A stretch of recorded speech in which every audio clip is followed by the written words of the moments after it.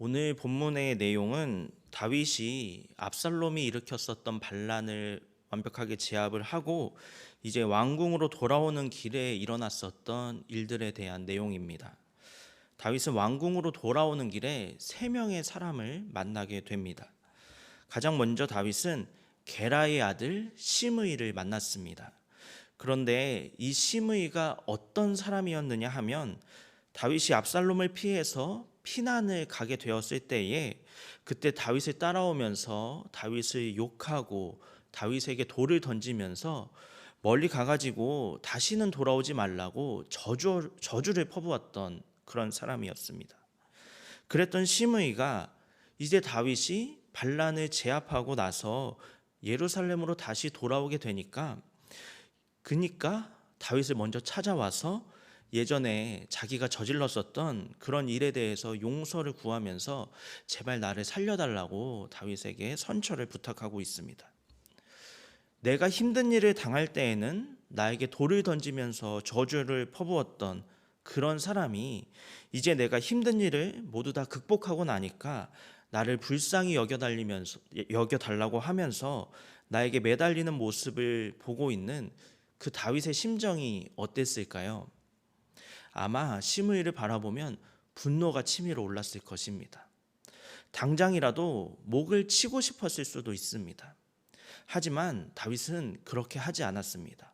오히려 시므이를 용서해 주었습니다.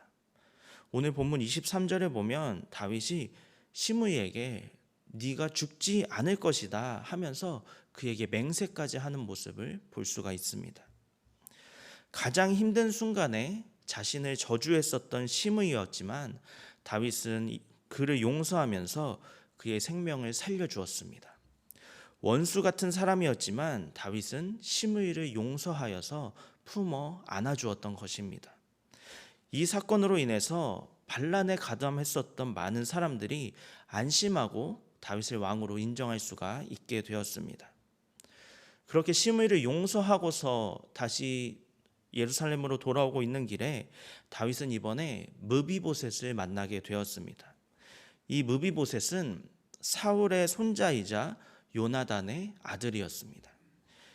예전에 다윗은 평안했던 시절에 요나단과 맺었던 언약을 기억하여서 두 다리를 저는 므비보셋을 거두어 주었습니다. 그래서 이 므비보셋을 왕의 식탁에 참여해서 함께 먹게 하기도 했고 또 그에게 할아버지 때 가지고 있었던 땅을 회복시켜 주기도 했었습니다. 다윗은 은혜를 므비보셋에게 베풀었던 것입니다. 그런데 이 므비보셋은 다윗이 반란으로 예루살렘을 떠나야 하는 그런 상황이 되었을 때 다윗을 찾아오지 않았습니다. 오히려 므비보셋의 종이었던 시바가 다윗을 찾아왔고 지금 므비보셋은 다윗이 떠나는 이때야말로 사울의 나라를 회복할 때라고 말하고 있습니다. 이렇게 이야기를 전해 주었습니다. 시바의 말을 들었던 다윗은 마음이 굉장히 불편하고 므비보셋에게 은혜를 베풀었는데 나한테 이렇게 갚는가 하면서 서운한 마음이 들었습니다. 하지만 다윗은 반란 때문에 급히 떠나야만 하는 상황이었기 때문에 이 말이 진짜인지 가짜인지 알아볼 새도 없이 급하게 떠나야만 했습니다. 이제 반란이 다 진압하고서 다윗이 돌아오는데 이번에는 므비보셋이 찾아와서 다윗 왕이 어려움을 겪을 때 내가 찾아오지 못했었던 이유는 나의 온전치 못한 두 발 때문이지 내가 어떤 다른 마음을 품거나 반란을 꿈꾸기 때문이 아니었음을 이야기를 했습니다. 그러면서 자기에 대해서 좋지 않은 말을 했던 시바의 모든 말은 다 모함이라면서 자신의 결백을 주장했습니다. 현재 므비보셋과 시바가 완전히 상반되는 주장을 하고 있으니까 다윗은 누구의 말이 진실인지 알 수가 없었을 것입니다. 그렇다면은 자초지종을 더 정확하게 들어보고 시시비비를 완벽하게 가려서 누가 진실을 말하고 또 누가 거짓을 말하는지 그것을 확인해야 할 텐데 다윗은 그렇게 하지도 않았습니다. 자신에게 돌을 던지고 저주했었던 시므이까지 용서했었던 다윗에게는 시바나 무비보셋 중에서 지금 누가 거짓을 말하고 있는지는 크게 중요하지 않았습니다. 그저 넓은 아량과 사랑으로 시시비비를 가리지 않은 채 두 사람을 모두 품어주는 선택을 했기 때문입니다. 다윗은 시바와 무비보셋 모두에게 용서와 은혜를 베풀었던 것입니다. 마지막으로 다윗은 예루살렘으로 돌아오는 길에 바르실레라는 노인을 만나게 되었습니다. 이 바르실레라는 노인은 다윗이 압살롬을 피해서 도망 다닐 때에 다윗에게 은혜를 베풀고 다윗을 도와주었던 사람이었습니다. 다윗은 자신이 어려울 때에 은혜를 베푼 이 바르실레를 예루살렘으로 초청해서 그의 노년을 다윗이 온전히 책임지고 은혜를 갚겠다고 이야기를 했습니다. 그러자 바르실레는 자신의 나이가 많음을 이야기하면서 내가 아니라 나의 아들 기맘을 다윗에게 부탁을 했습니다. 그리고 다윗은 아주 흔쾌하게 그의 요청을 들어주었습니다. 다윗은 자신에게 은혜를 베푼 바르실레에게 자신도 똑같이 은혜를 베풀고 은혜를 갚고 있는 것입니다. 다윗은 왕위에 오른 후에 밧세바와의 간음 사건 이전까지는 아주 승승장구를 했습니다.